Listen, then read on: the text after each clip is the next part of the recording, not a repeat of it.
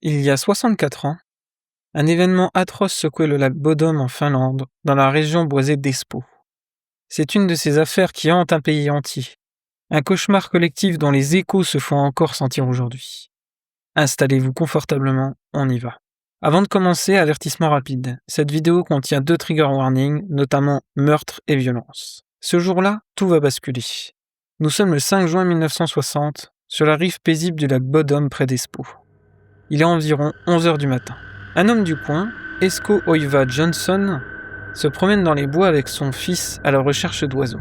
En approchant d'une petite presqu'île prisée des campeurs, il remarque quelque chose d'anormal. Une tente blanche et verte, mais pas dressée fièrement. Elle est effondrée, lacérée, comme si une bête sauvage s'était déchaînée. En s'approchant, il aperçoit une jambe qui dépasse de la toile déchirée, et une tache sombre et inquiétante qui imbibe le sol. Il voit aussi un jeune homme blond, allongé sur le dessus de la tente, le visage couvert de sang, mais qui semble respirer. Pris de panique, Esko ne s'approche pas plus. Il fait demi-tour et court chercher de l'aide, sans se douter que ce qu'il vient d'entrevoir va plonger la Finlande dans une énigme sanglante qui durera plus d'un demi-siècle. Il finit par trouver un menuisier, Risto Sirens, qui travaille non loin de là. C'est ce dernier qui prend le téléphone pour alerter les autorités. L'appel est bref et confus. « Police d'Espoo, venez vite, au lac Bodom. Il y a quelque chose de terrible. Monsieur, calmez-vous, que se passe-t-il?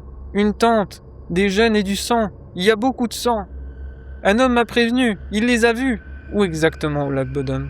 Sur la presqu'île de Nemi. Dépêchez-vous, je crois qu'ils sont morts. L'unité en route ne touchait plus à rien.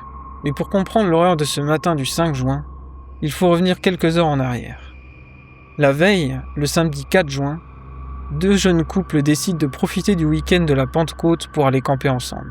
Il y a Maila Irmeli Bjoklung, 15 ans, et son petit ami Seppo Antero Bosman, 18 ans. Ils sont accompagnés de leurs amis, Anja, 15 ans elle aussi, et son cavalier, Nils Willman Gustafsson, 18 ans. 4 adolescents pleins de vie, qui enfourchent leurs 2 motos pour rejoindre un des endroits préférés, une petite langue de terre qui s'avance dans les eaux calmes du lac Bodom. Ils montent leur tente, partagent quelques bières et pêchent un peu. La soirée se passe sans incident notable. Des témoins les aperçoivent vers 22h30, alors qu'ils reviennent de leur session de pêche. Ils semblent tranquilles.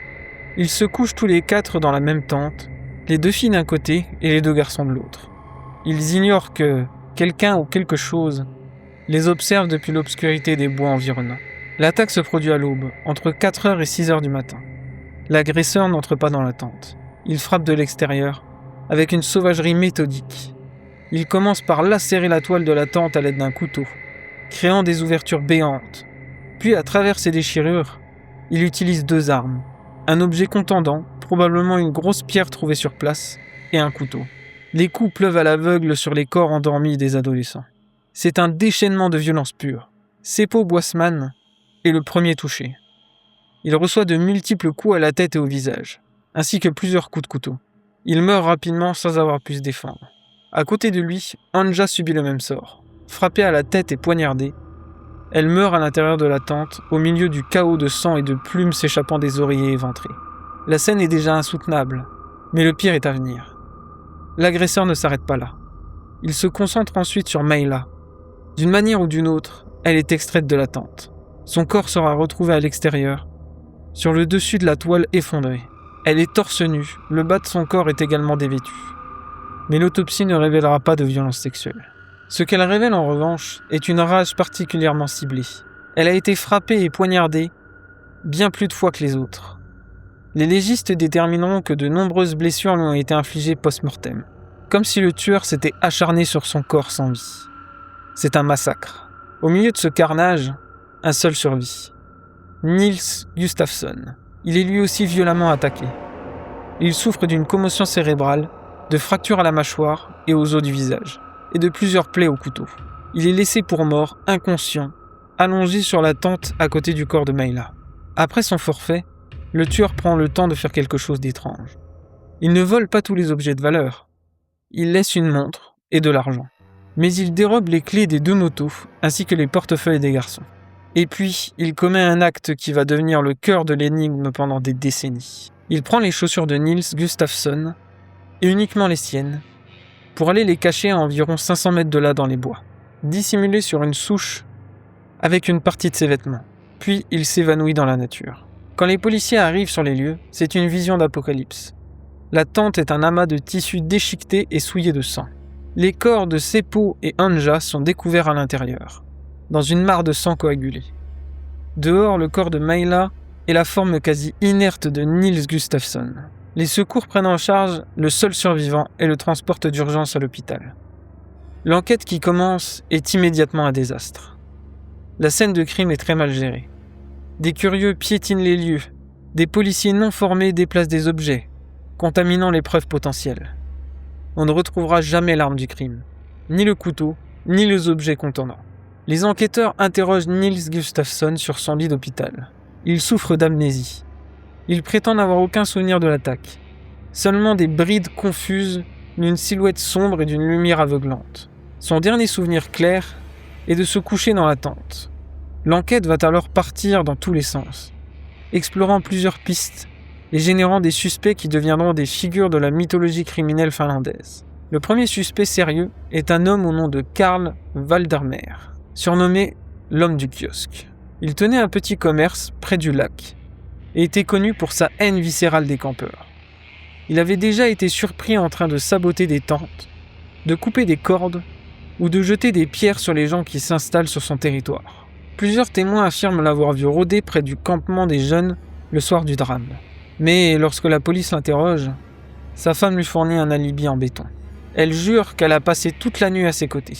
La police, étrangement, ne pousse pas plus loin et la raye de la liste.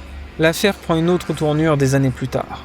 En 1969, Gillström, rongé par l'alcool, se suicide en se noyant dans le lac Bodom. Sur son lit de mort, il aurait confessé les meurtres à son voisin. « C'est moi qui les ai tués », aurait-il marmonné. Sa veuve, après sa mort, confirme même qu'il l'avait menacé de la tuer si elle révélait qu'il était bien sorti la nuit du crime. Elle avoue alors avoir menti à la police par peur. Mais il est trop tard. Gillström est mort et l'enquête sur lui ne serait jamais formellement rouverte. Un autre suspect encore plus énigmatique entre en scène. Hans Assmann. Assmann est un personnage trouble, un Allemand installé en Finlande, suspecté d'être un ancien espion du KGB. Le matin du 6 juin 1960, soit le lendemain des meurtres, Assmann se présente aux urgences de l'hôpital chirurgical d'Helsinki. Il est dans un état étrange. Ses vêtements sont couverts de taches rouges. Ses ongles sont noirs de terre. Il est agité, nerveux, et semble simuler une maladie. Le médecin qui le prend en charge, Jorma Paolo, est intrigué. Des années plus tard, Paolo écrira 3 livres sur l'affaire, convaincu qu'Assmann était le tueur du lac de Bodom. Il se souvient de l'échange qu'il a eu avec lui. « Qu'est-ce qui vous amène ? Je ne me sens pas bien, j'ai mal partout. Vos vêtements sont sales ? Vous avez eu un accident ?»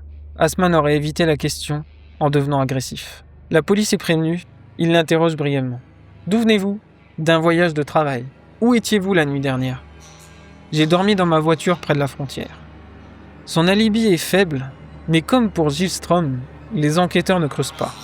Ils le laissent partir. Un détail troublant s'ajoute. Quelques jours après, les journaux publient un portrait robot du tueur basé sur des témoignages vagues. En voyant le dessin, Assmann, qui avait les cheveux longs, se serait immédiatement rendu chez un coiffeur pour se les faire couper. Extrêmement court. Cette piste, aussi fascinante soit-elle, n'aboutira jamais. Des décennies passent. L'affaire du lac Bodom devient une blessure ouverte dans la mémoire finlandaise. Un cold case légendaire. Mais en 2004, un coup de théâtre. Après 44 ans, le Bureau national d'enquête finlandais annonce une avancée spectaculaire. Grâce à de nouvelles techniques d'analyse ADN, ils ont réexaminé les preuves, notamment les chaussures de Nils Gustafsson, retrouvées 500 mètres de la scène. Et leur conclusion est sans appel. Le tueur, c'était lui, l'unique survivant. En mars 2004, Nils Wilhelm Gustafsson, désormais un homme de 61 ans, père de famille menant une vie tranquille, est arrêté et inculpé pour le triple meurtre de ses amis. La Finlande est sous le choc. L'unique victime survivante, le garçon qui a survécu de l'horreur, serait en réalité le bourreau. L'arrestation est presque surréaliste. 2 inspecteurs se présentent à son domicile. « Nils Gustafsson ? » « Oui, c'est moi. Nous sommes le Bureau d'investigation nationale d'enquête. Vous êtes en état d'arrestation pour le meurtre de Mayla, Anja Meki et Seppo Boisman. Vous plaisantez? Après tout ce temps? C'est une folie. Il est placé en garde à vue et l'interrogatoire commence. C'est un face-à-face entre un homme de 61 ans et des enquêteurs qui ont grandi avec cette affaire. Le procureur expose sa théorie. Selon lui, une violente dispute aurait éclaté dans la tente. Niels, probablement ivre, aurait été provoqué par Seppo. Il y aurait eu une bagarre, et Niels aurait été expulsé de la tente, humilié et foudrage. Il serait revenu quelques minutes plus tard pour se venger, tuant ses 3 amis dans une explosion de fureur. L'inspecteur principal pose les éléments sur la table. Nous avons réanalysé vos chaussures, celles qui ont été retrouvées dans les bois. Et alors, il y a eu du sang dessus. Le sang des victimes, mais surtout le sang de Mayla, se trouve sur la partie extérieure de la chaussure, pas à l'intérieur. Ce qui prouve que vous les portiez avant qu'elle ait été tuée. Vous avez marché dans son sang. C'est absurde, j'étais inconscient. Comment expliquez-vous que seules les chaussures auraient été cachées? L'assassin aurait pris la peine de vous déchausser, de courir sur 500 mètres, de les dissimuler, puis de revenir? Ça n'a aucun sens. La seule explication logique, c'est que c'est vous qui les avez cachés. Pourquoi aurais-je fait ça? Pour vous débarrasser d'une preuve, puis pour vous être infligé quelques blessures superficielles pour faire de vous une victime. Et vous vous êtes recouché sur la tente en attendant d'être découvert. Niels se secoue la tête. Superficielle? J'avais la mâchoire fracturée, une commotion cérébrale et des plaies au couteau. Regardez les rapports médicaux de l'époque. Un homme dans cet état ne peut pas courir sur 500 mètres dans les bois en pleine nuit. Le procès de Niels Gustafsson s'ouvre en août 2005. L'accusation s'appuie principalement sur 3 éléments. La nouvelle analyse des chaussures, le témoignage d'une femme qui prétend avoir entendu Niels et Seppo se disputer violemment ce soir-là, et le mobile de la jalousie. La défense, de son côté, démonte méthodiquement chaque argument. L'avocat de Niels fait venir des experts médicaux qui confirment que les blessures de Gustafsson étaient graves, potentiellement mortelles et incompatibles avec l'idée qu'il aurait été l'agresseur. Il souligne que la force nécessaire pour infliger des coups mortels était considérable, bien au-delà de ce qu'un jeune de 18 ans blessé aurait pu produire. Concernant les chaussures, la défense argumente que la science de 2004 ne peut pas déterminer avec certitude l'ordre dans lequel le sang a été déposé 44 ans plus tôt. Enfin, le manque de mobile concret et le fait qu'aucune empreinte de Niels n'ait été retrouvée sur une arme rendent le dossier de l'accusation extrêmement fragile. Le 7 octobre 2005, le verdict tombe. Niels Willman Gustafsson est acquitté de toutes les charges. Le tribunal juge que les preuves de l'accusation sont ni concluantes, ni satisfaisantes. Après son acquittement, Niels Gustafsson a reçu 44 900 € de dédommagement de la part de l'État finlandais pour la souffrance mentale causée par sa longue détention provisoire. Il a repris sa vie, mais l'ombre du lac Bodom ne l'a jamais vraiment quitté. L'affaire est officiellement devenue un cold case et le restera probablement pour toujours. Les autres suspects principaux, Carl Gillström et Hans Assmann, sont morts depuis longtemps, emportant leurs secrets avec eux. Personnellement, la thèse de la culpabilité de Niels Gustafsson m'a toujours semblé être une tentative désespérée de clore un dossier qui a humilié la police finlandaise pendant des décennies. Les blessures qu'il a subies cette nuit-là sont un fait médical, difficilement contestable. Pour moi, l'hypothèse d'un tueur extérieur, un prédateur qui rôdait dans les bois et qui a été dérangé ou contrarié par la présence des adolescents reste le plus crédible. Et vous, qu'en pensez-vous? La police a-t-elle fait de Niels un coupable de substitution par facilité? Ou est-ce que sa survie miraculeuse cache un secret bien plus sombre? Dites-le moi en commentaire. C'est tout pour aujourd'hui. À très vite pour une nouvelle affaire.